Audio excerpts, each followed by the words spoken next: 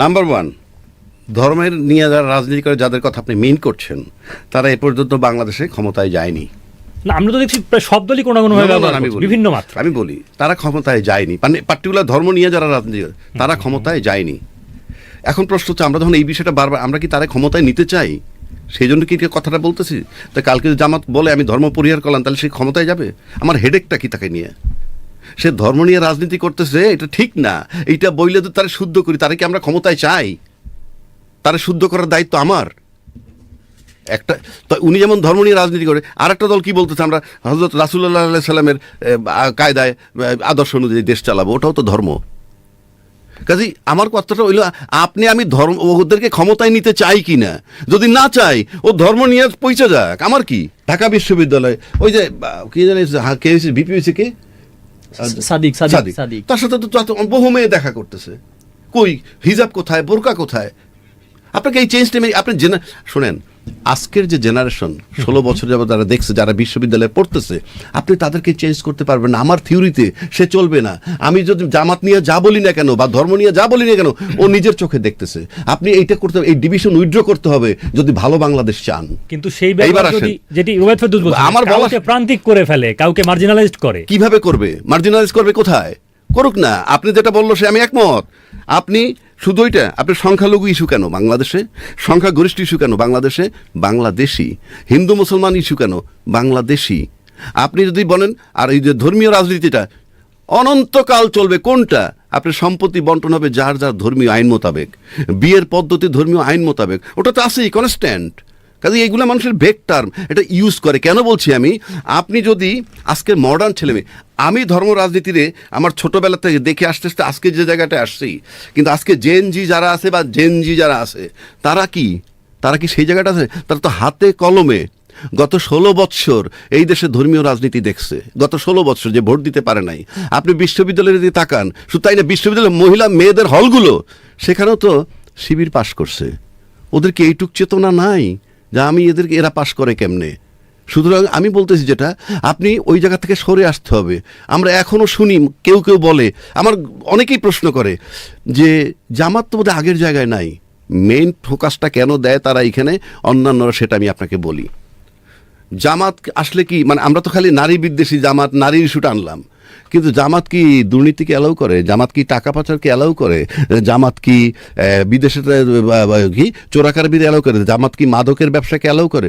সেই চাপটাই কিন্তু আমরা আদৌ যাই না। আপনি যদি বলেন যে জামাত মাদক পাচার করবে, জামাত টাকা পাচার করবে, জামাত আত্মসাৎ করবে, কেউ বিশ্বাস করে। এবং এটার সাথে ইনভলভ কারা? এটার সাথে ইনভলভ আছে বাংলাদেশের আমলা, বাংলাদেশের পলিটিশিয়ান, বাংলাদেশের সোশ্যাল মিডিয়া, বাংলাদেশের মিডিয়া, অথবা বাংলাদেশের সুশীল সমাজ, তারপরে ব্যবসায়ী যারা। এবং এইটার কারণে এটাকে চেপে রেখে আপনি অন্য একটা শুধু এস্টাবলিশ করতেছেন, এরা আসলে পরে নারীদের এই অবস্থা হবে। এটা যে একটা কালার দেওয়া, এইটা কেউ বলেই না। আপনি নিশ্চিত থাকেন এইটা যদি ফোকাস দেয় তাহলে দেখবেন চেঞ্জ হয়ে যাবে। কেউ কি বলে? আমি তো আপনাকে প্রশ্ন করলাম, জামাত দুর্নীতি করবে, জামাত টাকা পাচার করবে, জামাত মাদকের ব্যবসা করবে? আপনি বলতে পারবেন না, বলতে পারবেন না। সুতরাং এটা হলো একটা আবরণ, ওটাকে ঢেকে রাখার জন্য দুর্নীতিবাজ আমলারা নিজেদের সেফটির জন্য এইটাকে ছড়াই দিছে মার্কেটে। ওরা নারী বিদ্বেষী হোক না, নারী বিদ্বেষী।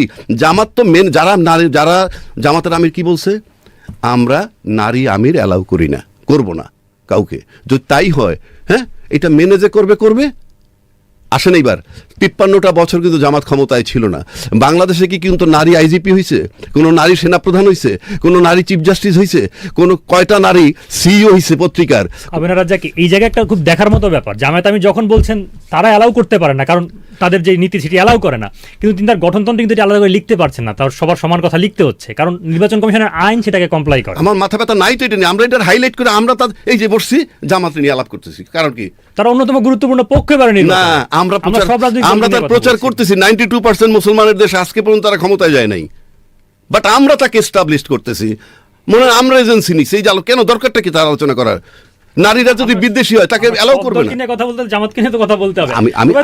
আমি তো আপনাকে দ্বিমত করছি না, কিন্তু সে তো বলে নাই, আমতা করে নাই। সে বলছে, আমি তো আপনাকে চ্যালেঞ্জ ছুড়লাম, 56 বছর যাবত মন্ত্রী, প্রধানমন্ত্রী, আর 2 দলের প্রধানমন্ত্রী ছিল মহিলা, পুলিশের আইজিপি হয় নাই, চিফ জাস্টিস হয় নাই। তো 92% মুসলিমে মাদ্রাসা থাকবে, এটি তো স্বাভাবিক। নিশ্চয়ই নিশ্চয়ই এবং সেই আপনি শিক্ষা ব্যবস্থা মাদ্রাসার গুরুত্বপূর্ণ হওয়া উচিত। এডুকেশনটাকে মডার্ন করেন না কেন? আপনি মাদ্রাসাটাকে আপনি কোন সরকার আইসে এটা, আমি অনেকগুলো মাদ্রাসা জীবনে ভিজিট করছি। নাম্বার ওয়ান, মাদ্রাসায় যে লেখাপড়াটা শেখানো হয় সে একটা সার্টেন টাইম সে দেখে যে অনেক লোক আছে ইলেকশনের জন্য মাদ্রাসা করে, মানে ইলেকশনের জন্য, মানে গ্রামে দেশের বাড়িতে কি করে ঢাকা থেকে টাকা রোজগার করে বহু জালদের নেতা, আরে জামাতে ইসলাম কন আর অন্যান্য ধর্মীয় ইসলাম কন, অন্যান্য রাজনৈতিক দল যারা ধর্মীয় রাজনৈতিক দল না তাদের বহু লোকের মাদ্রাসা আছে। আমি দায়িত্ব নিয়ে বলছি, তারা মাদ্রাসাটা বানায় কেন? মাদ্রাসা বানায় কি? গ্রামে আমি মাদ্রাসা প্রতিষ্ঠা করলাম, আমাকে জনগণ ভোট দিবে যে উনি ইসলামের পক্ষে কাজ করে। কি রুবায়েত সাহেব? আওয়ামী লীগের সময় সবচেয়ে বেশি মাদ্রাসা বানিয়েছে তারা ধর্মকে ব্যবহার করে, ধর্মকে ব্যবহার করে। আপনি এই জায়গাটা আগে আসেন, এইটা কেন বলেন না? আপনি খালি ধর্মের রাজনীতি। আচ্ছা এইবার আসেন, তারা ফ্রাস্ট্রেটেড হয় কেন?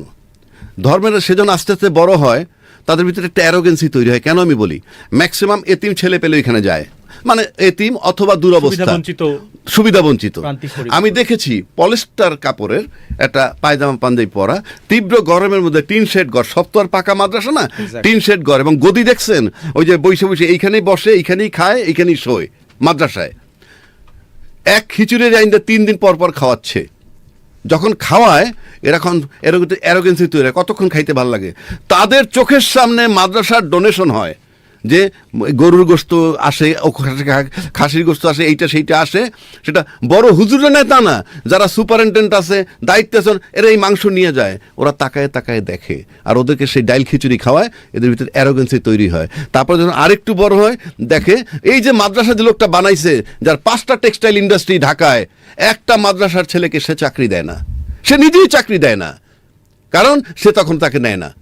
তাহলে তার অবস্থাটা কি? কেন এই প্রবণতা? এবং আর আপনি যে বলেন নতুন নতুন, কিন্তু না, আমরা কি শেখ হাসিনাকে দেখি নাই কওমি জননী খেতাব নিতে? হ্যাঁ, তাদেরকে ব্যবহার করে এই যে না, তাহলে এই যে আমরা বারবার খালি ধর্মের কথা বলি, মাদার অফ কওমি নিছে সে, শেখ হাসিনা নিয়েছে। আমি সেই জায়গা থেকে প্রশ্নটা করছি যে সেই আন্দোলনের ভূমিকা, অর্থাৎ না এবার নতুন করে তাদের এই মাদ্রাসায় কোনো সমস্যা নাই।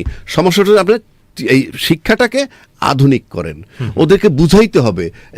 আপনি ধর্মীয় শিক্ষা কি? ধর্মীয় উনি নামাজ পড়ে না, আপনি নামাজ পড়েন না, আমি পড়ি না, রোজা নামাজ হজ জাকাত করি না। শিক্ষার যে আদি পর্ব সেটা আসলে ধর্মীয় শিক্ষার মধ্যে দিয়ে শুরু হয়েছে। ধর্মীয় কেন, অন্যান্য শিক্ষা আসেন না? আপনি যখনই ঢাকা ইউনিভার্সিটির একজন টিচার গ্রেপ্তার হইতেছে, আপনি পত্রিকার শিরোনাম বলছি, একজন টিচার গ্রেপ্তার, যে ঢাকা বিশ্ববিদ্যালয়ের অর্থনীতি বিভাগের অধ্যাপক আবুল বারাকাত গ্রেপ্তার। মানে শোনা যায় কি সুন্দর পবিত্র একটা লোককে গ্রেপ্তার করছে, সে যে জনতা ব্যাংক লুট করে ফেলছে সেটা বলে না, কিন্তু যখনই মাদ্রাসার একজন হুজুরে গ্রেপ্তার করা হয় তখনই যে উনি এই অপকর্ম করছে। এই যে আপনার এই ট্রিটমেন্ট, আপনি এখানেই তো ডিভিশন করতেছেন, সবাইকে এক জায়গায় নিয়ে আসেন না কেন? মাদ্রাসা শিক্ষাটাকে আপনি আধুনিক করেন, এই চিন্তা ভাবনা করেন না কেন? আমি তো আমার ম্যান্ডেট, আমি মেয়াদ আমি নিছি, সব আমি নিছি। আমি বলতে আমি অন্তর্বর্তীকালীন সরকার, আমি ওই সংবিধানের অধীনে নই। আমার সংবিধানে আমার কথা বলা নাই, বলা আছে প্রধানমন্ত্রীর কথা। তত্ত্বাবধায়ক সরকারও নাই, অন্তর্বর্তীকালীন সরকারও নাই, আমার সংবিধান আমি নিজে। আমি কি বলছি? গণভোট কিন্তু আমি বলি নাই, ওই যারা সংস্কার কমিটির কাছে গেছে, ঐক্যমত্য কমিশনের কাছে যাইতে যাইতে যাইতে যেতে এই জায়গাটায় টার্ন নিছে, এবং ফাইনালি কিন্তু সবাই বলছে আপনি সিদ্ধান্ত নেন, কারণ এক পক্ষ চাইছে ইলেকশনের আগে গণভোট, আর এক পক্ষ চাইছে ইলেকশনের দিনে। উনি তখন দেখছে কোন দলের প্রভাব বেশি, দেখছে বিএনপির প্রভাব বেশি, অসংখ্য নোট অফ ডিসেন্ট ঢুকে আছে ওর ভিতরে ঢুকে আছে, কিন্তু উনি একই দিনে দিছেন, কারণ এটা রাজনৈতিক দলের প্রভাব। এখন উনি প্রচার করবেন না কেন? কারণ উনি তো দায়িত্ব নিয়েছেন সংস্কারটার, শুধু এই জন্য উনি প্রচার করতেছেন, হাতে দেন। এবং আমি মনে করি এই জন্য জাস্টিফাইড। কেউ কেউ বলেন রাজস্বের টাকা যায়, আর ধূমপান স্বাস্থ্যের জন্য ক্ষতিকর, রাজস্বের টাকা যায় না, তারপর তো আপনি ধূমপান করেন, ছেলে হোক মেয়ে হোক, 2টি সন্তানই যথেষ্ট। আপনার একটাও নেই, আরেকজনের 5টা, টাকা তো সরকারের, এগুলি খোরা অজুহাত। এইবার আসেন আরেকটা জায়গায় যাই। কমিশন যে শেষ পর্যন্ত বলেছে এটা দণ্ডনীয়। কোথায়? কমিশন, নির্বাচন কমিশন বলেছে যে প্রজাতন্ত্রের কোনো কর্মচারী প্রচারণা চালাতে হবে। ওটা কমিশন বললে হবে নাকি? কোনো আইনি তো দেশ নাই, সংবিধান মতো নির্বাচন হচ্ছে না, আপনি আইন নিজে নিজে বানাই নিলে হবে। উনি একটা বেসিক প্রশ্ন করেছেন, পরিচালনা করছে কমিশন। দেখেন আপনি সংবিধানে নির্বাচন হচ্ছে না, আপনি এখন বলতে পারতেছেন না কোন আইনে নির্বাচন করেন, আপনি বলে দিলেন। এবার আসলে একটা কথা বলি, 31 দফার কথা উনি বলে, উনি কেন, আমি কিন্তু বলি, এটা কি বলে, রূপক অর্থে উনি 31 দফার কথা বলতেছেন। আচ্ছা, এই 31 দফা যদি উনি ওনার গঠনতন্ত্রে ঢুকাইয়া ফেলাইতো, তাহলে কি আর কোনো সাংবিধানিক পরিবর্তন লাগে? আমার নিজের দলের গঠনতন্ত্র যদি আমি ঢুকাইয়া ফেলাই এটারে, তাহলে কি আমার সংবিধান সংশোধন করা লাগে? কথার কথা বলছি, তার মানে আমি বলছি কিন্তু করছি না। বরং বাংলাদেশ এমন একটা স্টাইলে চলে, যখন সংসদে চলে যায় এমন প্রভাব তারা এমনভাবে কুক্ষিগত করে ক্ষমতা। সুতরাং আমার কাছে মনে হয় নির্বাচন কমিশনের যে আরপিও, সেখানে এইগুলা ঢুকাই দেওয়া উচিত যে গঠনতন্ত্রে এই জিনিসগুলো থাকতে হবে এবং সেই মোতাবেক গঠনতন্ত্র রেখে আমাদেরকে জমা দিতে হবে, চেঞ্জ করতে হলে জানাইতে হবে, এই জায়গায় যেতে হবে। বাংলাদেশ যে কায়দায় চলতেছে এখানে এই সমস্ত কায়দায় চলবে না। কালকে নির্বাচন হোক, আপনি দেখবেন সেই গয়রহ আগের জায়গায় চলে যাবে। এক্স্যাক্টলি। আশঙ্কাটা কি জানেন, আপনার যে 90-এর সময় যে একটা 3 জোটের রূপরেখা হয়েছিল, তখন কিন্তু ধরে বেঁধে করেনি পলিটিক্যাল পার্টিরা, নিজেরা ঐক্যমতের ভিত্তিতে করেছে, কিন্তু ক্ষমতা যে 3 মাসের মধ্যে তারা এটাকে ভেঙে ফেলেছে, এবং কোনোদিন এটা হয় না। এবার তো সাইন করা জুলাই সনদ আছে। এইবার যে না, এই যে ধরে বেঁধে নোট অফ ডিসেন্ট দিয়ে কোনো রকম জোর করে তারা কিন্তু মেনে নিয়েছে, কিন্তু মনে নেয়নি। দুটো কিন্তু দুই প্রসঙ্গ। মনে না নিয়ে যে সংস্কার কমিশনে তারা সাইন করেছে, আমি জানি না পলিটিক্যাল পার্টি যেই আসুক ক্ষমতায়, যে তারা কতটা এটা বাস্তবায়ন করবে। 100% সন্দেহ মন নিয়ে আমি অপেক্ষা আছি দেখিবার। আবার যারা এই গণভূতার নেতৃত্ব দিয়েছে সেই শিক্ষার্থীদের, সেই ছাত্রনেতাদের সংগঠন এনসিপি যেমন স্বাক্ষরই করেনি। দেখেন, ছাত্ররা কোনো স্বাক্ষর করে নাই, তারপরে কিন্তু জুলাই সনদ বিরোধী তাকে মনে হয় না। হ্যাঁ, পক্ষে প্রচারণা try to understand my point. আপনিও বিশ্বাস করতেছেন না যে ছাত্ররা জুলাই সনদ বিরোধী, অথচ সই করে নাই। আর যারা স্বাক্ষর করছে আপনি ভাবেন এরা জুলাই সনদের পক্ষে না। তার মানে কি? তার মানে আপনাকে বুঝতে হবে, আওয়ামী লীগের প্রধানমন্ত্রী 360টা মসজিদ বানাইছে, 560টা। উনি কি, ওনাকে কিন্তু কেউ মুসলিমের পক্ষে ভাবে না।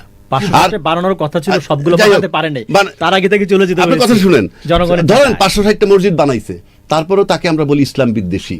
কারণ এত মসজিদ বানানোর পর, বিকজ আমরা তার ইয়েটা জানি, তার উদ্দেশ্য জানি। আর বেগম খালেদা যদি 560টা মন্দির বানাইতো, তাহলেও তাকে বলতো না উনি মুসলিম বিদ্বেষী। এই পার্থক্যগুলো আপনাকে বুঝতে হবে। এগুলো খোরা অজুহাত। আপনি যখন প্রশ্ন করেন তখন আমার কষ্ট হয়, ওই যে ছেলেরা সই করে নাই, কেন করে নাই?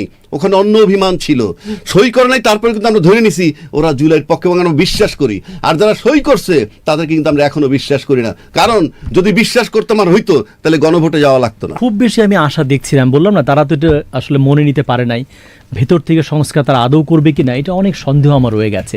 তারপরেও যদি এটা, আমি যেটা বললাম, যেহেতু কালচারাল চেঞ্জ অনেক লম্বা সময়, এই স্ট্রাকচারাল চেঞ্জের কিছু কিছু যদি এই সরকার, যে নির্বাচিত সরকার, সে যদি করতে পারে, পরের সরকার আরেকটু করবে, এইভাবে এগুতে হবে।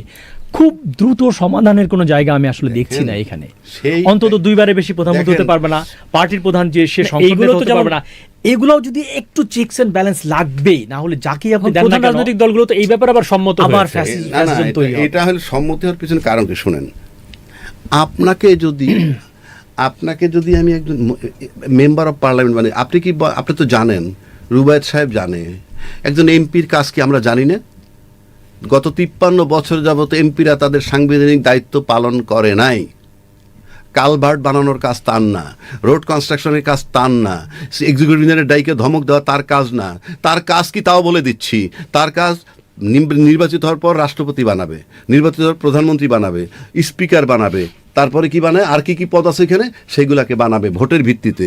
আর সাব কমিটি হবে সবকিছু দেখার জন্য, স্ট্যান্ডিং কমিটি হবে। কিন্তু আপনি কেউই করেনি, কোন রাজনৈতিক দল। তাই আপনি আইন মানেন না। না, আপনি যখন আইন মানেন না, এমপি সাহেব 53 বছর যাবৎ সংবিধান ভায়োলেট করতেছে, আর লাট সাহেবের মতো প্রায় সেই ওনারা আইন পালন করতে বলে মানুষকে। কেন মানবে? কেন, কি কারণে মানবে? আমি আবারও বলছি, ওনার যদি টাকার লোভ থাকে, টাকা খাইতে ইচ্ছা হয়, জাস্ট গো, উপজেলা চেয়ারম্যান হন, ইউনিয়ন পরিষদের চেয়ারম্যান হন, উন্নয়নের কাজ করেন, এবং ওইখানে গ্রামে পড়ে থাকেন। আপনি এমপি পদটা বিক্রি করে 5 স্টার হোটেলে বিদেশ থাকবেন, আর এই দেশটাকে লুটপাট করে খাবেন। আরো একটা কথা বলে দিই, এই দেশ কখনো ঠিক হবে না যতক্ষণ পর্যন্ত রাজনীতিবিদদের সন্তান এবং নাতিরা দেশে না থাকবে। আপনি দেখেন, 90% রাজনীতিবিদ, স্টাবলিশ রাজনীতিবিদ, আমলা, ব্রুকরেট, তারপরে সুশীল সমাজ এবং ব্যবসায়ী অলিগার্ক, যারা সবার সন্তান বাইরে থাকে। তাই দেশটাকে লুটেপুটে টাকা বাইরে নিয়ে যাচ্ছে। তাদের সন্তানরা এই দেশে বসবাস করা ম্যান্ডেটরি করেন, 5 বছরের মধ্যে দেশের চেঞ্জ হবে।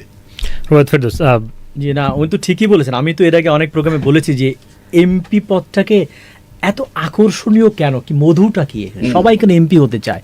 আপনি জানেন যে পাপলু নামে একজন লোক এখন জেলখানায় আছে, কাতারের একটা আদম পাচার ছিল, মানব পাচার করে, সে কিন্তু এমপি হয়ে গেল।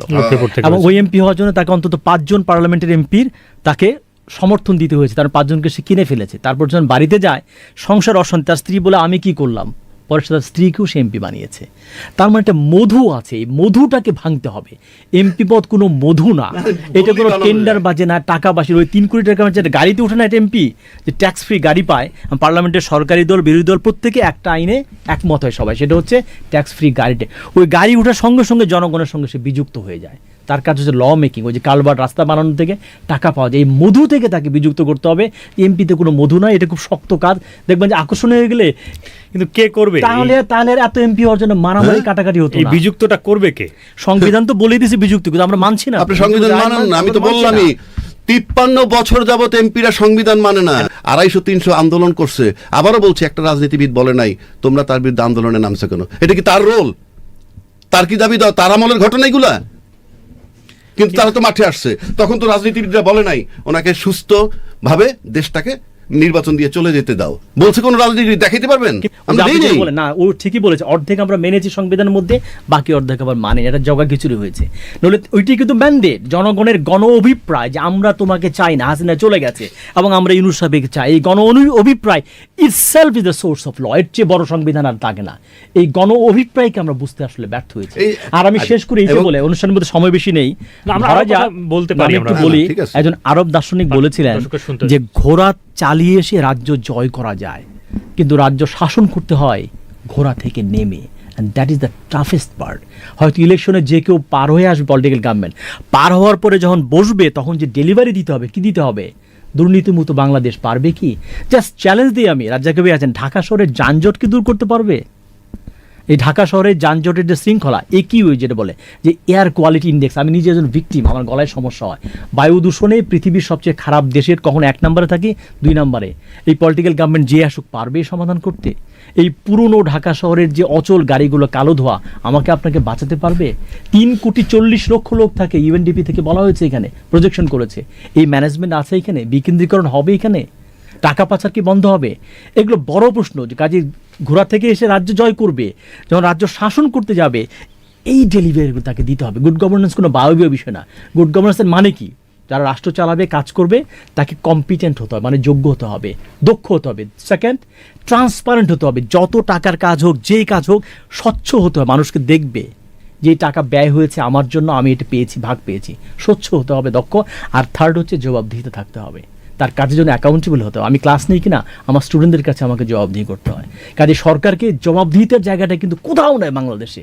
এই ভূমি অফিসের দালালি কি বন্ধ করতে হবে? রাজ্যকে আমি জানি না। সাব রেজিস্ট্রি অফিসে দুর্নীতি, এটা তো একটা ইকোসিস্টেমের মতো 18 মাসে কিন্তু বরং বেড়েছে, কমে তো নাই, বরং আরো বেড়েছে। না না, আমি তো- চাঁদাবাজি তদবির আরো আমি তো বেড়েছে। রুবায়েত সাহেবের সাথে করি। আইন নাই দেশে, কিছু আইন তো আছে, কিছু আইন তো আছে। যেমন এই যে একটু আগে বললাম যে দ্বৈত নাগরিকত্ব, আপনি আচ্ছা, আপনি আবেদন করলেন কিভাবে?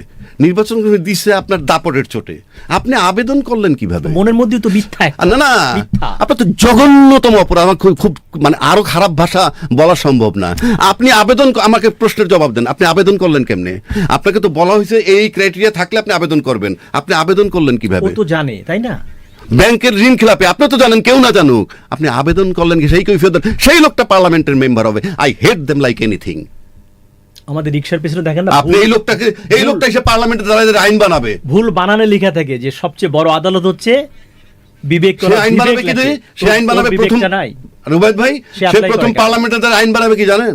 দ্বৈত নাগরিকত্ব যে যদি না, কি হতে পারে? 500 কোটি টাকা পায় যাকে, এইটা রিশিডিউল করে দিতে হবে মাসে 1.5 লাখ করে, এই আইন পাস করে। এবং দ্বৈত নাগরিকত্ব যদি এমপি হতে পারে, এটাও পাস করা দিবে সে, তার জন্য সুবিধা।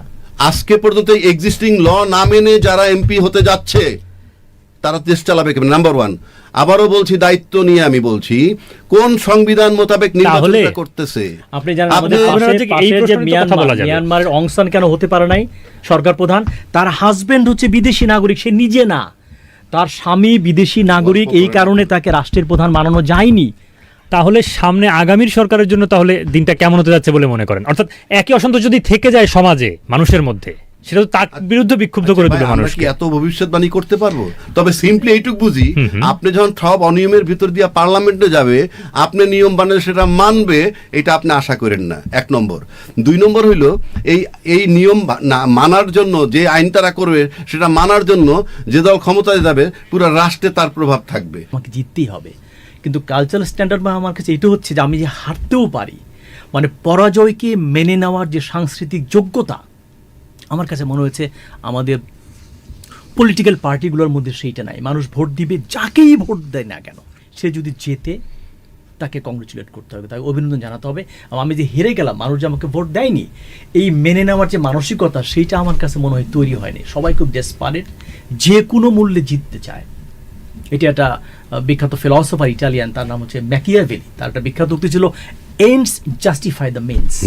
মানে আমি জিতলাম, এইটাই মেইন। আমি কি ভোট জালিয়াতি করে জিতলাম, আওয়ামী লীগে যেরকম দিনের ভোট রাতে করে জিতলাম, আমি কারচুপি করে টাকা দিয়ে অন্যায়ভাবে জেতাটাই হচ্ছে মেইন। বলছে মিনস নিয়ে কথা বলো না, কিভাবে জিতলাম সেটা ইম্পর্টেন্ট না, এন্ড জাস্টিফাই দ্য মিনস। আমি জিতলাম কিনা, তাহলে দ্যাট ইজ ইম্পর্টেন্ট। এই যে গণভোটানের একটা পলিটিক্যাল কালচারের যে স্ট্যান্ডার্ড, কোনো ধরনের গুণগত, আমি রাজ্যের সঙ্গে 100% একমত, কোনো কোয়ালিটেটিভ চেঞ্জ আমরা দেখি না। বাট আশা করেও বোকামি, এটা একদিন হবে না। আমি আমারও বলছি স্ট্রাকচারাল চেঞ্জ হবে না। যেমন আমি বলি সংবিধানে কেয়ারটেকার গভর্নমেন্টের কিন্তু সংবিধান পরিবর্তন করে ধারা এনেছিল, এটা স্ট্রাকচারাল চেঞ্জ, সংবিধান চেঞ্জ করে পরে সরকার এসে কি মেনেছে, এটা তারা কিন্তু মানেনি, এটাকে বাতিল করেছে। তার মানে ওই যে তাকে জিততে হবে। কাজে স্ট্রাকচারাল চেঞ্জ দিয়ে যে সংস্কার কথা বলা হয়েছে, খুব বেশি দূর যাওয়া যায় না যদি না আমরা কালচারালি চেঞ্জ হই। আমাদের শিক্ষা ব্যবস্থা, পরিবার, বেড়ে ওঠা থেকে শুরু করে, এবং এটা দীর্ঘ সময়ের ব্যাপার আসলে। আচ্ছা, এক্ষেত্রে আবুনা রাজ্জাকি যেমন করে বলছিলেন, বাংলাদেশের সরকারে, যদি এখানে আসলে সরকারের প্রতিনিধি কেউ নেই, কিন্তু সরকারের পক্ষ থেকে বিভিন্ন ক্ষেত্রে কোনো ঘটনার পেছনে দায় হিসেবে আওয়ামী লীগের তৎপরতার কথা বলা হয়, পলাতক এবং কার্যক্রম নিষিদ্ধ এই দলটি। এখন এই চর্চাও তো এর আগে দেখা গেছে যে কোনো একটা ঘটনা ঘটলো, আইন শৃঙ্খলার অবনতি বলুন, যে কোনো কিছুতে বিরোধী পক্ষ বা অন্যদেরকে দায় দেওয়ার একটা প্রবণতা, সেই জায়গায়ও তো আসলে পরিবর্তন আসেনি তো। এক্স্যাক্টলি, আমি তো সেটাই বললাম, ওই ধরনের আবারও দোষ দেওয়া, দোষারোপ দেওয়া। আমি যে ভুল করতে পারি, যারা এখন রাষ্ট্র ক্ষমতায় আছেন, তাদের যে ভুল হতে পারে, তাদের যে দোষ হতে পারে, তারা যে ফেল করছেন, তারা বলছেন এটা, তারা কিন্তু বলছেন না। তারা তাদের ফিরিস্তি দিয়েছেন। অথচ আমরা যে 5 আগস্টের পর থেকে যদি স্টেটকে বলেন, এটা একটা হবসিয়ান স্টেট। আমি আমার ক্লাসে বলছি, হবসিয়ান স্টেট মানে হচ্ছে যে, মানে in every second man is your enemy. প্রত্যেকের শত্রু। তুমি মানে হত্যা করো, kill whom you can, want, তুমি সব নিয়ে নাও, যাকে তাকে মারো, মানে প্রত্যেকের শত্রু। এটা একটা অবিশ্বাস, অবিশ্বাস। এটা আবার কাফকা, আমি একটু বলবো, মানে হবস হচ্ছে যে যেখানে কোনো রাষ্ট্র তৈরি হয়নি, সমাজ তৈরি হয়নি, জোর যার মুল্লুক তার, যে মব তৈরি হচ্ছে, মবক্রেসি দিয়ে পুরো রাষ্ট্র, পুলিশ কাজ করছে না, পুলিশের মোরাল অথরিটি নাই, থানা থেকে পুলিশরা পালিয়ে গেছে, কোনো আইন শৃঙ্খলা, প্রফেসর ইউনূসকে কেউ ভাবে যে রাজ্যকে একটু আগে বলছিলেন সহযোগিতা কেউ করছে না, সিভিল আমলা বলেন, মিলিটারি আমলা বলেন, আমাদের পুলিশ বাহিনী বলেন, কোনো সহযোগিতা পায়নি। ফলে টোটাল একটা কেওটিক স্টেট হয়ে গেছে। আর এখন যেটা বলছি, এটা কাফকায়েস্ক, মানে হচ্ছে এরকম যে ডার্ক, যে রাজ্যকে বললাম কালকে কি হবে আমরা জানি না, নির্বাচনটাকে আদৌ ভালো হবে, সুষ্ঠু হবে, অবাধ নিরপেক্ষ কি হবে, নির্বাচনের রেজাল্টকে সবাই মেনে নিবে যা আসবে, তারপর কি গুড গভর্নেন্স আসবে, দুর্নীতি কি দূর হবে, ঘুষ কি বন্ধ হবে। এই কাফকায়েস্ক মানে হচ্ছে একটা বিউরোক্রেটিক কমপ্লেক্সিটি, একটা আনসার্টেইনটি, একটা এন্ট্রপি, একটা অনিশ্চয়তার মধ্যে পুরো জাতি কিন্তু রয়ে গেছে। নির্বাচনের 7 দিন এখনো মানুষ দেখি বলে যে আদৌ কি নির্বাচন হবে, হলে বা কেমন হবে। এটা অদ্ভুত লাগে আমার কাছে। আপনার কাছে এই প্রশ্ন নিয়ে ভাবনা আসে? এই কনফিডেন্স এখনো মানুষের মধ্যে তৈরি হয়নি। আবুনা রাজ্জাকি, এখনো কি নির্বাচন হবে, এই প্রশ্ন আমি তো আপনাকে আবার একটু বলি। কেন? হ্যাঁ, আমি আপনাকে একটা কথা বলেছি যে একটা বড় সেটআপ আমার বাইরে চলে গেছে।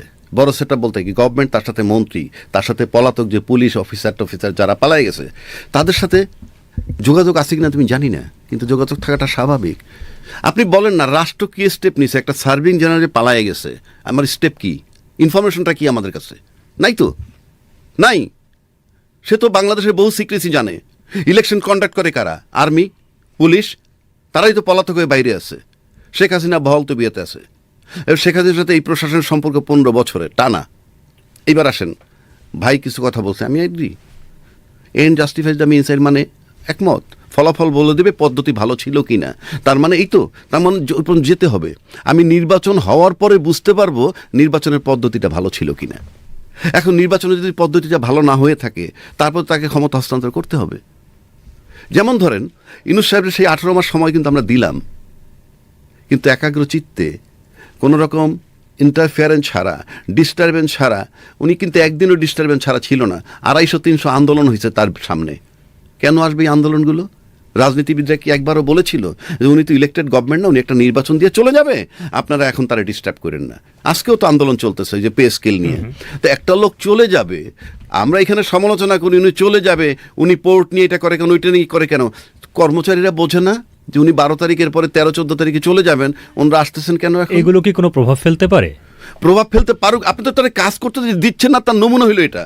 ভোটের আগে আগে ভোটের আগে আগে আপনার তো সবাই কনসেন্ট্রেট করবে ঘটনা, শুধু ভোটের পুলিশের দিকে। সঙ্গে সংঘর্ষ না না, হচ্ছে। সবাই কনসেন্ট্রেট করবে শুধু ভোটের দিকে। নাম্বার ওয়ান, কেন করতেছে না? বাংলাদেশের এবারের যে নির্বাচনটা হচ্ছে সম্পূর্ণ বেআইনি, কোনো আইনে নাই। উনি আমার চেয়ে ভালো ছাত্র, আমি লয়ার, সেটা ভিন্ন কথা। আমার যে সংবিধানটা আছে, যে সংবিধানের কথা দোহাই দেয়, এই সংবিধানে ছিল প্রধানমন্ত্রী পদত্যাগ করার পর বা প্রধানমন্ত্রী পদ শূন্য হওয়ার পর 3 মাসের মধ্যে নির্বাচন, নাকি? কোনো কারণে যদি না হয় তাহলে আরও 3 মাস, তাহলে 6 মাসের মধ্যে নির্বাচন। তাহলে 8ই আগস্টের পর 6 মাসের মধ্যে নির্বাচন হওয়া সংবিধান মোতাবেক। তারপরে কি বলা আছে সংবিধানটায়, যেদিন মন চায় সেদিন কইরেন? এই যে 26 ফেব্রুয়ারিতে নির্বাচনটা দিচ্ছি আমরা, কোন সংবিধান মোতাবেক? চ্যালেঞ্জ করি তো আমি, আপনি কোন সংবিধান মোতাবেক দিলেন?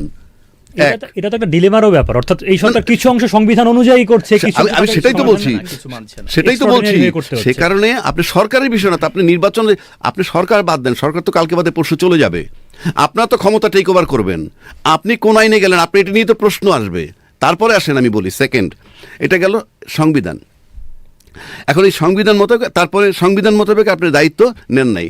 এখন আবার আর একটা প্রশ্ন আসে যে আপনি যদি আচরণবিধি নিয়ে কথা বলেন, আচ্ছা আপনি নিজেই তো আইন মানেন নাই, এবার আপনি নির্বাচনে দেখছেন কতজন লোক ঋণ খেলাপি যারা স্টিল আছে প্রার্থী হিসাবে। তারপরে আপনার কি আছে, দ্বৈত নাগরিকত্ব। আরে ভাই, আপনি নির্বাচন কমিশনে পার হবে কেমনে? পার হইল কিভাবে? কন্ডিশনই তো দেওয়া আছে, এই কলাম পূরণ না করলে আপনি প্রার্থী হতে পারবেন না। আমার তো হাইকোর্ট পর্যন্ত যাওয়া লাগবে না, আমার হাইকোর্ট পর্যন্ত যাওয়ার কোনো কারণ নাই। আপনার কলাম ফিল আপ করে নাই, তারটা বাতিল হবে। হইছে, বহুজন আছে, এগুলা কিন্তু সময়ের, এগুলাই কিন্তু এই যে বহির্বিশ্বে যারা বৈশা আছে পতিত সরকারের, তারা কিন্তু অলরেডি এইগুলা দিয়ে ছোল মারবে এই সরকারকে, যেই নির্বাচিত হয়ে আসুক। এটা আমার কাছে, আমার ব্যক্তিগতভাবে ধারণা যে এই যে ফাঁকফোকরগুলো রইল, এখন প্রভাবের কারণে এদেরকে কিছু বলতেছে না। কালকে বাদে পরশু আর যখন ক্ষমতা হস্তান্তর হবে এবং মাঠে নামিয়ে যখন আওয়ামী লীগ পুনর্বাসিত হবে, তখন কিন্তু তাদের একটা আন্দোলন আসবে ব্যাপক হারে, অ্যান্ড দ্যাট ওই আন্দোলনটাকে কোঅপারেট করবে আজকের যে প্রশাসন এখানে বসে আছে। আমি একটু যোগ করতে চাই, খুব রাইটলি বলেছেন। যদি আপনি গুণগত রাজনীতি পরিবর্তন চান, তাহলে আপনার মনোনয়ন কি গুণগতভাবে পার হয়েছে? মনোনয়ন তো ঋণ খেলাপি, বিল খেলাপি, মনোনয়ন তো দ্বৈত নাগরিকত্ব সব সহ আপনি পার করলেন। এই পার করে যাদেরকে নির্বাচিত করলেন, তাদের থেকে আপনি কিভাবে কোয়ালিটি রাজনীতি আশা করেন, কিভাবে গুণগত রাজনীতি আপনি আশা করেন? আমাদের ভেতরেই তো ফাঁকফোকর। আপনি ঋণের সাগর নিয়ে যাচ্ছেন, তার প্রথম লক্ষ্য থাকবে এই সাগর ভরপুর করা, মানে এই যে টাকা হেঁটে গায়েব হয়ে নিয়ে। যে শেখ হাসিনা সব বলেছিলাম যে বাংলাদেশের ব্যাংক থেকে 28 লক্ষ কোটি টাকা পাচার করে ফেলেছে, আমরা অঙ্ক করে দেখাতাম, এটাতে প্রায় 105টা পদ্মা সেতু করা যায়। এটা আমার আপনার টাকা। কোন দেশের টাকা জানেন? যে দেশে 600 টাকা বিধবা ভাতার জন্য মাসে 3 মাইল দূরে যে টাকা আনতে হয়, 800 টাকা বয়স্ক ভাতার জন্য, সেই দেশের গরিব মানুষের 28 লক্ষ কোটি টাকা পাচার হয়ে গেছে। তো এরা তো ঋণ খেলাপি, এরা তো ব্যাংকে ফাঁকা করে দিয়েছে। তো আবারও কি সেই ঋণ খেলাপি ফাঁকিদেরকে আবার একটা কথা বলি, ভাইয়ের সাথে আরো একটু অ্যাড করি। 15-16টা বছর তার গীবত করলো যে পত্রিকা, আমি তাকে উপমা দিয়ে বলছি, সে চোর, সে বোমা বিস্ফোরণ ঘটাইছে, 21 আগস্টের গ্রেনেড হামলা করছে, পুলিশ রিপোর্ট হয় না কিন্তু তার আগেই বইলে দিছে এটা রুবায়াত করছে। সেই পত্রিকা এখন উল্টা ওই রিপোর্টগুলো তার মাথায় নাই যে সে কি লিখছিল। আজকে সে আবার ঘুরে বলতেছে রুবায়েত সাহেবের মতো লোক হয় না, তার নেতৃত্বে বাংলাদেশ এগিয়ে যাবে। এই যে ডুয়েল রোল, এটা রুবায়েত সাহেব অ্যালাউ করে কেমনে? সে বিশ্বাস করতেছে কেমনে? একটা বারও তো প্রশ্ন করে না রুবায়েত সাহেব যে আপনি প্রথম আলো আমার বিরুদ্ধে যা যা লিখছিলেন, এটা এখন কি আপনি রিভার্স কেন হইলেন? এডিটোরিয়ালি এটা একটু আমাদের জন্য মানে ঠিক যথাযথভাবে এডিটোরিয়াল পলিসি মেইনটেইন করা কঠিন হবে, কারণ প্রথম আলোর কেউ এখানে উপস্থিত নেই। ফলে এটা ডকুমেন্ট না, আমি তো তারকে রাইট টু রিপ্লাই দিতে পারছি না। যাই হোক, আমরা নির্বাচনী প্রচার নিয়ে কথা বলতে চাই। ভোটের মাঠে কয়েকটি ইস্যু খুব গুরুত্বপূর্ণ হয়ে দেখা দিচ্ছে। অন্যান্য সময়ের সঙ্গে তুলনা করে হয়তো এগুলোকে আলাদা করা সম্ভব, যেমন ধর্মীয় ইস্যুটা একটা বড় ইস্যু হয়ে দাঁড়াচ্ছে এবার নির্বাচনের একটি গুরুত্বপূর্ণ পক্ষ ধর্মভিত্তিক রাজনৈতিক দলগুলো। রুবায়েত ফেরদৌস, কিভাবে দেখেন ভোটের মাঠে রাজনৈতিক দলগুলোর ধর্মীয় বিভিন্ন বিষয়কে ব্যবহার? একটা তো ধর্ম রয়ে গেছে, আরেকটা হচ্ছে নারী, কিন্তু একটা বড় ইস্যু এখানে রয়ে গেছে। সেই ইস্যুতে আসবো, ধর্মীয় ইস্যুটা নিয়ে। হ্যাঁ, আমি যেটা বললাম যে ওই যে 5ই আগস্টের যে বড় একটা গণ অভ্যুত্থান হয়ে গেল, তার কিন্তু একটা বড় জায়গা ছিল একটা বৈষম্য বিরোধী বাংলাদেশ চায়। এটা কিন্তু ক্যানভাসটা অনেক বড়। বৈষম্য বিরোধী মানে কি? এখানে অর্থনৈতিকভাবে কেউ কাউকে বৈষম্য করবে না, এখানে হচ্ছে চাকরি নিয়ে বৈষম্য তৈরি হবে না, ধর্মের কারণে কেউ বৈষম্য হবে না, ইভেন জেন্ডারের কারণে। দরকার আমরা যে ইনক্লুসিভ বাংলাদেশ Yes. সেখানে কিন্তু আলিয়া মাদ্রাসা অনেকখানি মডার্ন হয়েছে, ওরা কিন্তু ওদেরকে কম্পিউটার শেখানো হয়, ইংরেজি শেখানো হয়, কওমি মাদ্রাসা ওরা কিন্তু শিখতে চায় কম্পিউটার, সবগুলো মিলিয়ে একটা শিক্ষা পলিসি থাকতে হবে। এদেরকে বাদ দিয়ে কিন্তু আপনি পারবেন না, এটা বাংলাদেশের মধ্যে আছে, আপনি বাদ দিবেন, আমাদের 92% লোক। 90% মুসলিমেরা। কাজে এদেরকে কিভাবে আধুনিক জীবনযাপনের সঙ্গে একটু সম্পর্কিত করা যায়, ধর্ম তো থাকবেই। কওমি মাদ্রাসার ছেলে মেয়েদেরকে একদিন ভিকারুনাস মেয়েদেরকে নিয়ে আসেন, ভিকারুনাসের মেয়েদেরকে একদিন মাদ্রাসা ভিজিট করান, ওরাও জানে না, কিন্তু কেউ কাউকে জানে না, সাইলো বলে এটাকে ইন্টারাকশন করান, মিথস্ক্রিয়া করান, ওদেরকে কথা বলান, ডিবেট করান, সব তো বাংলাদেশের নাগরিকেরা। Yes. কেন একজন আর এটা তো- জানবো না এটা তো আমরা? সেই থেকে এটা ঝুঁকিপূর্ণ, আমাদের অর্থাৎ অজ্ঞতা, বাংলাদেশের এক অংশের অজ্ঞতা। মানুষ অন্য অংশের মানুষের উপর এমন অজ্ঞ, এমন ঘৃণা পোষণ করে। অজ্ঞ না, ওই যে আমরা ছড়াচ্ছি, হ্যাঁ। এই প্রোগ্রামটা ছড়াচ্ছি নারী বিদ্বেষী। আজকে আমি দেখলাম ঢাকা বিশ্ববিদ্যালয় ওই যে কি জানি কে বিপিএসি কে সাদিক সাদিক, সাদিক তার সাথে তো বহু মেয়ে দেখা করতেছে, কই হিজাব কোথায়, বোরকা কোথায়? আপনাকে এই চেঞ্জটা আপনি শোনেন, আজকের যে জেনারেশন 16 বছর যাবত যারা দেখছে, যারা বিশ্ববিদ্যালয়ে পড়তেছে, আপনি তাদেরকে চেঞ্জ করতে পারবেন না। আমার থিওরিতে সে চলবে না। আমি যদি জামাত নিয়ে যা বলি না কেন বা ধর্ম নিয়ে যা বলি না কেন, ও নিজের চোখে দেখতেছে। আপনি এইটা করতে হবে, এই ডিভিশন উইথড্র করতে হবে যদি ভালো বাংলাদেশ চান। আচ্ছা, এবং এই বৈচিত্র্যকে স্বাগত জানাতে হবে। স্বাগত জানাইতে একটা হবে। পোশাকের বৈচিত্র্য, ধর্মের বৈচিত্র্য, জাতিগত বৈচিত্র্য, ভাষা। অনেকে জানেন না বাংলা ছাড়া 35টা ভাষায় বাংলাদেশের মানুষ কথা বলে, জানেন আপনি? 35টা ভাষা। এই বৈচিত্র্যগুলোকে ওয়েলকাম করতে, সবাই আমার মতো হবে না, সবাই তার মতো হবে না, যে যার মতো থাকে সেই জীবনযাপন করতে যেন পারে, রাষ্ট্রকে সেটাকে ইনশিওর করতে হবে আসলে। আচ্ছা, আরও কথা হয়তো এটি নিয়ে বলা যাবে। গত 1.5 বছর সেটার কতটা প্রতিফলন দেখা গেছে, অন্তত জনপরিসরে যে মবের কথা বলা হয় ব্যাপকভাবে। আলোচনা করতে চাই গণভোট প্রসঙ্গে। একটি গণভোটের একেবারেই মুখোমুখি ধারণা বাংলাদেশ। এই যে সরকারের প্রচারণা, সেটি নিয়ে পক্ষে বিপক্ষে আলোচনা হয়েছে। শেষ পর্যন্ত নির্বাচন কমিশন থেকে একটা তাদের চিঠি দিয়ে বলা হয়েছে যে আসলে সরকারের বা প্রজাতন্ত্রের কর্মচারীরা আসলে প্রচারণা করতে পারবেন না। কিভাবে দেখেন এই পুরো বিষয়টিকে? গণভোট নিয়ে সংস্কারের এই প্রস্তাবগুলোকে নিয়ে সরকারের এগোনো, শেষ পর্যন্ত এই প্রচারণা, এবং সেটা আসলে কি ধরনের বাস্তবতার মুখোমুখি দাঁড় করেছে বাংলাদেশ? আমি বললাম যে 5ই আগস্টের গণ অভ্যুত্থানের একটা অন্যতম স্পিরিটই ছিল এটা কেবল ব্যক্তি ফ্যাসিস্টের পতন না, একটা ফ্যাসিবাদী যে শাসন ব্যবস্থা, সেই শাসন ব্যবস্থা যেন বাংলাদেশে আর কখনোই ফেরত না আসে। সেজন্য আমি আবারও বললাম ওই যে থিওরিটা, যে পাওয়ার ঝুঁকি হচ্ছে এটা স্বৈর হয়ে যাবে, তাকে ধরার জন্য কিছু চেকস অ্যান্ড ব্যালেন্স আপনার লাগবে। তুমি 2 মেয়াদের বেশি প্রধানমন্ত্রী থাকতে পারো না, তুমি পার্টির প্রধান, তুমি পার্লামেন্টের প্রধান, তুমি সংসদের প্রধান, তুমি সব হতে পারো না, তাহলে তুমি স্বৈরাচারী হতে বাধ্য। কাজে তার ক্ষমতার মধ্যে এরকম চেকস অ্যান্ড ব্যালেন্সগুলো আনতে হবে। এবং আপনি যে প্রধান বড় বড় পদ, পাবলিক সার্ভিস কমিশন থেকে শুরু করে অডিটর জেনারেল, যেটা খুব গুরুত্বপূর্ণ, এই নিয়োগ দিবেন, সেখানে যেন অপোজিশন যারা বিরোধী দল, তাদের মতামত নিতে হবে, তাদের একটা ভূমিকা থাকতে হবে। আমাদের হয় কি, এই ডেমোক্রেসিকে আমরা মেজরিটারিয়ানিজম বানাই ফেলি, দুটোর মধ্যে ডিফারেন্স আছে। যে মেজরিটি শাসন করবে বেশিরভাগ ভোট, এর মানে এই না যারা যেন 51% মেজরিটি আর 49% মাইনরিটি তারা হয়তো ভোট পেলো না, এইটা না যে 51% যা খুশি তাই করবে, এর নাম পলিসিতে যেন তার রিপ্রেজেন্টেশন থাকে। 51% করবে, কিন্তু 49% এর মতামতটা নিতে হবে, তাদের ভালো মন্দ আপনাকে দেখতে হবে। এটা নাম হচ্ছে ডেমোক্রেসি। ডেমোক্রেসি কেবল সংখ্যাগরিষ্ঠের শাসন না, ডেমোক্রেসির ভ্যালুস, সেই ভ্যালুসের মূল কথা কি জানেন? টলারেন্স, ভিন্ন মত, এই মূল্যবোধ। আমি তোমার সঙ্গে দ্বিমত করতে পারি, কিন্তু তোমার কথা বলতে দেওয়ার জন্য আমি আমার জীবন দিতে পারি। That is the beauty of democracy. সেই টলারেন্স কি আছে? আমরা মাজারগুলোকে ভেঙে ফেলছি, আমরা হিজড়াদের উপর আক্রমণ করছি, আমরা যে কবি করে, যে গান করে, যে বাউল করে, তাকে আমরা আক্রমণ করছি। আমরা একটা মাইনরিটিকে গাজীপুরে দেখেছি পুড়িয়ে তাকে ঝুলিয়ে রেখেছে গাছের মধ্যে। তার মধ্যে টলারেন্সের লেভেলটা না, এটা মিথ্যা অভিযোগ দিয়ে, ঠিক আছে, সে আমার ধর্মের না, সে একটা ভিন্ন মত। এইটা যদি না থাকে, তাহলে কিন্তু ওই যে ডেমোক্রেসি মানে কেবল ইলেকশন, নির্বাচন, এইটা না, এই ভিন্ন মতের একটা পরিসর থাকতে হবে। আমি সাংবাদিকতার মানুষ, আমার মূল কাজই হচ্ছে এই ভিন্ন মতকে স্বাগত জানানো। বাংলাদেশের যে জনসংখ্যা, সেখানে সবার একটা রিপ্রেজেন্টেশন আছে কিনা, যে কত, যেমন আপনি দেখেন নারীদেরকে যে উপবৃত্তি দেওয়া হতো, তার সুফলটা কি পাওয়া গেছে? এসএসসি ইন্টারমিডিয়েট দেখেছি অনেক সময় নারীরা কিন্তু আউট নাম্বার করে দিয়ে ছেলেদেরকে, তাদের জিপিএর হার বেশি হয়েছে, শিক্ষার হার বেড়েছে। শিক্ষিত যে নারী যে হলো, তার চাকরির ব্যবস্থা করতে হবে, তো তাকে জব মার্কেট আনতে হবে। এত শিক্ষিত করে তাকে আপনি রোকেয়ার সেই ভাষা অবরোধ বাসিন্দা বানাবেন, সেটা হতে পারে না। রোকেয়ার অবরোধ বাসিন্দা অনেকে পরেই নেই। কিন্তু কোন একটা দল এবং 100 বছর আগে এই অবরোধ, নারীকে যে অবরুদ্ধ করে রাখা, এই বিরুদ্ধে কথা বলছে। কেন তাকে পড়তে হবে, নারীকে কেন জানতে হবে, নারীকে কেন কর্মসংস্থান করতে হবে? পাতায় পাতায় তার জায়গাগুলো রয়ে গেছে। 21 শতকে এই ডিবেট যে আমাদের করতে হবে, নারী চাকরি করবে কিনা, নারী কাজ করবে কিনা, নারী এমপি হবে কিনা, নারী প্রধানমন্ত্রী হবে কিনা, এই তর্কই অর্থহীন আসলে। তাহলে তো আফগানিস্তানের তালেবানের 13 বছরের একদম সেই অর্থহীন। মেয়েটা যেটা ম্যাগাজিনে করেছিল, সেই মেয়েটা বলছে আমি স্বপ্ন দিতাম ডাক্তার হব, এখন আমি স্বপ্ন দেখি কোন তালেবান আমাকে এসে জোর করে বিয়ে করবে, আমার স্বপ্ন শেষ হয়ে গেল। এই স্বপ্নগুলোকে তো মেরে ফেলা যাবে না। রাষ্ট্রকে এমন জায়গায় করতে হবে, ডেভেলপমেন্টের সংজ্ঞায় হচ্ছে রাষ্ট্র এমন একটা জায়গায় তৈরি করবে যেখানে নারী পুরুষ ধর্ম তাহলে- নির্বিশেষে প্রত্যেক নাগরিক, আমি শেষ করি, তার যে অমিত সম্ভাবনা, তার যে ডরমেন্ট, এই সম্ভাবনার সুপ্ত প্রতিভার সেজন্য রাষ্ট্রের বিকাশ তাহলে ঘটাতে পারে অধ্যাপক কোনো রুবায়েত বাধা ফেরদৌস, ছাড়াই। অধ্যাপক রুবায়েত ফেরদৌস, কোন কোন রাজনৈতিক দল, আবুনের রাজ্জাকি জামায়াতের কথাই বলছিলেন, যেমন সুশীল সমাজ বা অনেকে তাদের ব্যাপারে নারী বিদ্বেষী তকমা দেওয়ার চেষ্টা করেন, এটি বলা হচ্ছে। জামায়াতের যে রাজনৈতিক চিন্তাভাবনা, সেটি কি এইসব ক্ষেত্রে কোনো চ্যালেঞ্জ আদৌ, নাকি এটা কেবলই রাজনৈতিক উদ্দেশ্যে ব্যবহার করার জন্য বা জামায়াতকে চাপে না, রাজ্জাকি ভাই রাখার ওই যে জন্য? দুর্নীতি ভালো ঢেকে বলেছেন। রাখছে। না, উনি তো বলে দিয়েছেন যে জামাত তার স্ট্যান্ড ক্লিয়ার করেছে যে তার আমির হতে পারবে না।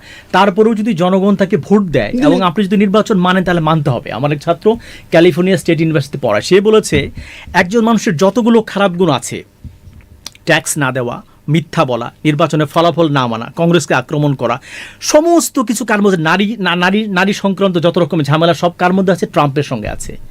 তাও আর মানুষ ট্রাম্পকে ভোট দিয়েছে। তো এই যে ডেমোক্রেসির এই ফাঁকিগুলো কিন্তু রয়ে গেছে।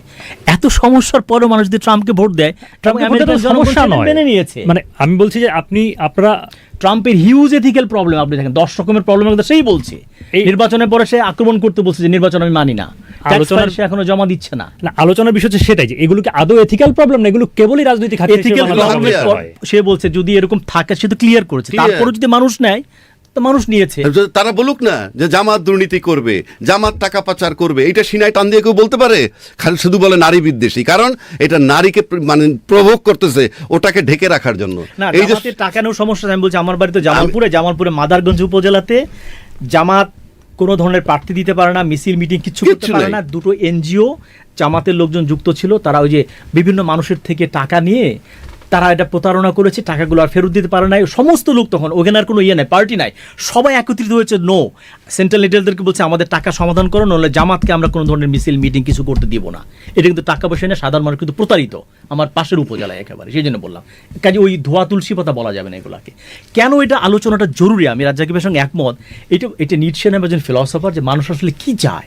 যেমন অণুকে ভাঙলে পরমাণু পাওয়া যায়, পরমাণুকে ভাঙলে ইলেকট্রন, প্রোটন, নিউট্রন পাওয়া যায়। তো নিটশে ভাঙছেন, ফ্রেডারিক নিটশে, জার্মান ফিলসফার, যে মানুষ কি চায়, ভাঙতে মানুষ পাওয়ার চায়, আদালত আছে। কাজে সরকার কার কাছে জবাব দিচ্ছে? জুডিশিয়ারি নাই, পার্লামেন্ট নাই, আর মিডিয়া স্তাবক হয়ে গেছে। তাহলে তো অ্যাকাউন্টেবিলিটি জায়গাটা তৈরি হচ্ছে না। যেই ক্ষমতা আসুক না কেন এই নির্বাচনের পরে, 12 তারিখে পরে, তাকে কিন্তু অ্যাকাউন্টেবল হতে হবে। কার কাছে? পার্লামেন্টের কাছে, জুডিশিয়ারির কাছে, মিডিয়ার কাছে এবং সিভিল সোসাইটির কাছে। সেদিকে আমরা পেরেছি? আমরা পারি নাই। কেন পারি নাই? শেষ করি। দুজন আমেরিকান প্রফেসর বই লিখেছেন, তাদের সঙ্গে একজন যুক্ত হয়ে তারা ইকোনমিক্সে নোবেল পুরস্কার পেয়েছেন 2024 সালে। বইয়ের নাম হচ্ছে হোয়াই নেশন আচ্ছা, অ্যাসিমোগ্লু এন্ড ইয়েস, কেন একটি রাষ্ট্র ব্যর্থ হয়। 300 পৃষ্ঠার বই, সমস্ত আলোচনা করে শেষ চ্যাপ্টার লিখেছেন, 3 বার অধ্যায় নাম দিয়েছেন ইনস্টিটিউশনস অ্যান্ড ইনস্টিটিউশনস। হ্যাঁ। বাংলাদেশে কোনো প্রতিষ্ঠান নাই, এটা পার্লামেন্ট নাই, জুডিশিয়ারি এখানে কাজ করছে না, পাবলিক সার্ভিস কমিশন নাই, তথ্য কমিশন নাই, মানবাধিকার কমিশন নাই, মিডিয়া প্রতিষ্ঠান সেটাও ফেল। কাজে এরকম একটা ফেল প্রতিষ্ঠানের মধ্যে আপনি যে গুণগত রাজনীতি চর্চা চান, সহজ ব্যাপার না। এটা আমার কথা হচ্ছে যে দীর্ঘ সংগ্রাম লাগবে, এবং এই বাধ্য করার দায়িত্ব মিডিয়া হিসেবে আপনার, আইনজীবী হিসেবে আমার, শিক্ষক হিসেবে আমাদের, সবার দায়িত্ব আসলে যে যার জায়গা থেকে সরকারকে বলতে হবে। চোখে রাখা, সারাক্ষণ কথা বলতে হবে। এই বাক্য থেকে শেষ করতেছি আজকে অনুষ্ঠান। অধ্যাপক রুবায়েত ফেরদৌস, অনেক ধন্যবাদ সময় দেওয়ার জন্য। আবুনের রাজ্জাকি, আপনাকেও ধন্যবাদ। দর্শক যারা যুক্ত ছিলেন, আপনাদেরকে ধন্যবাদ জানিয়ে আজকের মতো শেষ করছি।